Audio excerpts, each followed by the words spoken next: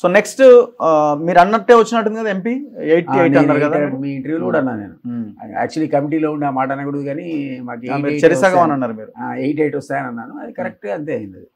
అంటే పోల్ మేనేజ్మెంట్లో కొంత మాకు తేడా వచ్చింది. మేము అనుకున్న స్థాయిలో చేయలేదు.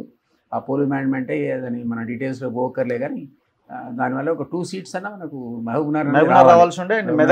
మెదక్ కూడా ఒకటి ఛాన్సెస్ ఉండే. మెదక్ అండ్ మహబూబ్నగర్ 2 చోట్ల మంచి అవకాశాలు ఉంటాయి. ఈ 2 చోట్ల పోల్ మేనేజ్మెంట్లో కొద్దిగా ఇబ్బంది పడ్డాం.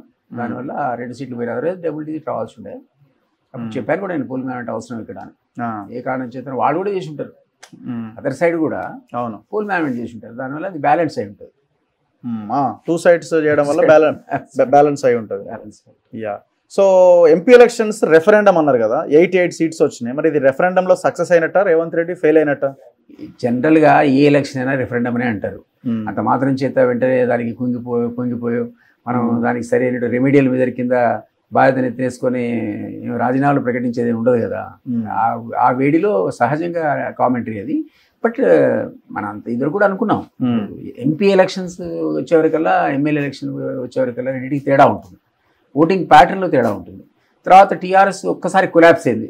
నియర్లీ 40% నుంచి 15% కొలాప్స్ అయింది. ఆ కొలాప్స్ అవుతూ ఏదైతే 25% తేడా ఉందో అది మినిమం 15% షిఫ్ట్ అయింది. అంటే ఎవరో చెప్పాల్సిన అవసరం లేదు, ఓటరే షిఫ్ట్ అయిపోతాడు. ఈ టీఆర్ఎస్ రాదు అనుకున్నప్పుడు ఆ ఓటర్ ఎటు పోవాలి, అయితే కాంగ్రెస్ పోవాలి లేకపోతే బీజేపీ పోవాలి. అప్పుడున్న పరిస్థితిలో ఇది లోకల్ ఎలక్షన్ కాదు అనేటువంటి ఒక పర్సెప్షన్ ఉంది అక్కడ. ఇది ఢిల్లీకి సంబంధించిన ఎలక్షన్ కాబట్టి ఫ్రీడమ్ తీసుకొని ఆ ఓటు చాలామంది బీజేపీకి షిఫ్ట్ అయ్యారన్నది నా అంచనా. లేకపోతే 8 ఎమ్మెల్యే సీట్లతో 8 ఎంపీ సీట్లు రావు. అది ఆ ఓట్ షిఫ్ట్ వల్ల జరిగింది. బీఆర్ఎస్ ఓటు దారుణంగా పడిపోవడం, ఆ షిఫ్ట్ అంతా ఎక్కువ శాతం అడుగుపోవడం.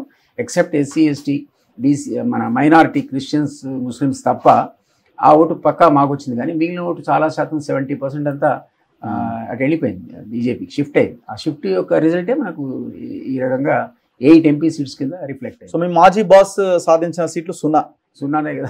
0. అప్పటికైనా మనం లాస్ట్ టైం ఆడుకున్నప్పుడు నేను ఒక్క సీట్ అన్న మెదక్లో బహుశా కాంపిటీషన్ ఉన్నాడు, మేబీ ఈ will give a good fight అన్నాం, గెలిచాడని అనలేదు. బట్ అది కూడా ఆశించిన స్థాయిలో లేదు.